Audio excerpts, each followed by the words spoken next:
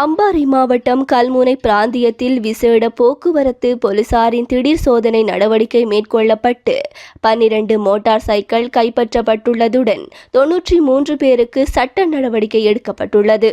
இன்று மாலை இந்த திடீர் சோதனை நடவடிக்கையானது பெரிய நீலாவணைக்குட்பட்ட மற்றும் கடற்கரை வீதி போன்ற இடங்களில் மேற்கொள்ளப்பட்டது. இத்திடீர் சோதனையில் மோட்டார் சைக்கிள் ஆவணம், காப்புறுதி எதுவுமின்றி மோட்டார் சைக்கிளை செலுத்துவது, சாரதி அனுமதி பத்திரமின்றி வாகனம் செலுத்துவது, தலைக்கவசம் அணியாது செல்வது, ஒரு மோட்டார் சைக்கிளில் 2க்கு மேற்பட்டவர்கள் பயணிப்பது, மிக ஒலி எழுப்பிய மோட்டார் சைக்கிள்கள் தொடர்பில் கண்காணிக்கப்பட்டு தண்டப்பணம் விதிக்கப்பட்டு வீதி ஒழுங்குமுறை தொடர்பான ஆலோசனைகள் போலீசாரினால் வழங்கப்பட்டன.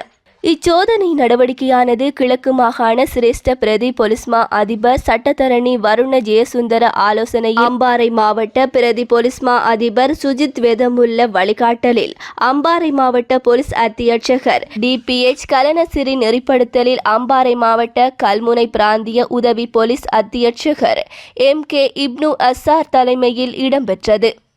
இதன்போது கல்முனை சம்மாந்துறை சவளக்கடை சாய்ந்தமருது போலீஸ் நிலைய போலீசார் இணைந்து முக்கிய சந்திகள், பிரதான புறநகர வீதிகளில் திடீர் சோதனை நடவடிக்கை மேற்கொண்டனர். குறிப்பாக இச்சோதனை நடவடிக்கையின் போது 12 மோட்டார் சைக்கிள்கள் கைப்பற்றப்பட்டுள்ளதுடன் 93 பேர் மேற்கூறிய குற்றங்களுக்காக தண்டப்பணம் விதிக்கப்பட்டிருந்தமை குறிப்பிடத்தக்கது.